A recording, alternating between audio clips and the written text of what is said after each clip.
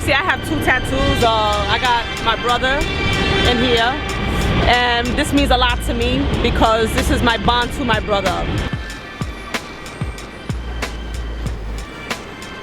I got it done maybe about 2 weeks after his death, and I was saying to myself, you know, what could I do to just show the bond that I had with him? My brother loved tattoos. Even though I wasn't feeling them at the time, I said, you know what?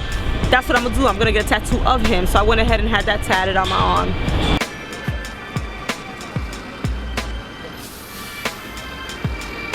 When he would address his tattoos to me, you know, he would with confidence, you know, let me know like, yo, you know, this is my man, you know, like that. He was just very confident. So it was just that's how he expressed who was important to him in his life and how he expressed himself.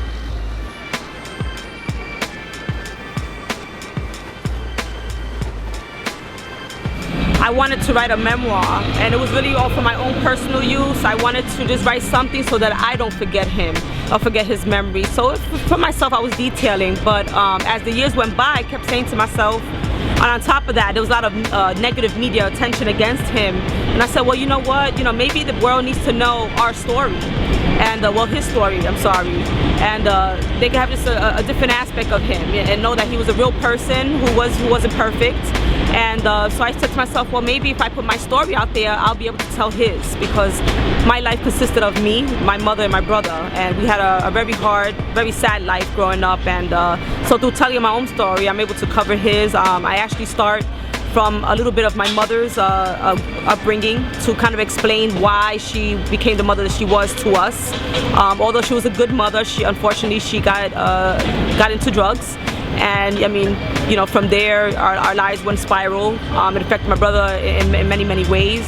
He was forced to become the man of the household, meaning, you know, he was the protector of my mother, protector of me, and you know, my father figure. So it just shows the whole transition from our birth and up into his death. You know, from my eyes, you know, a child's eyes don't lie. No one can tell that story before the fame.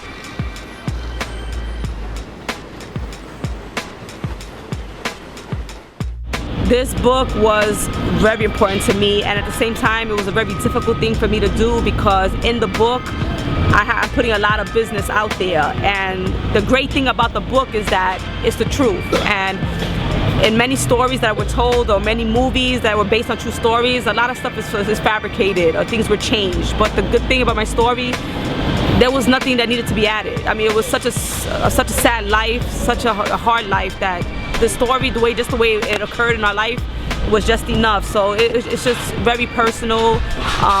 Thank God my mother has the support. Although I even have to talk about my mother, she's supportive of it. You know, my mother is, thank God, recovering. She's a recovering addict since 1997. I'm very proud of her. So this story is just to talk about what went on, you know, from when she was a child to my brother's death, you know. So it's very important to me.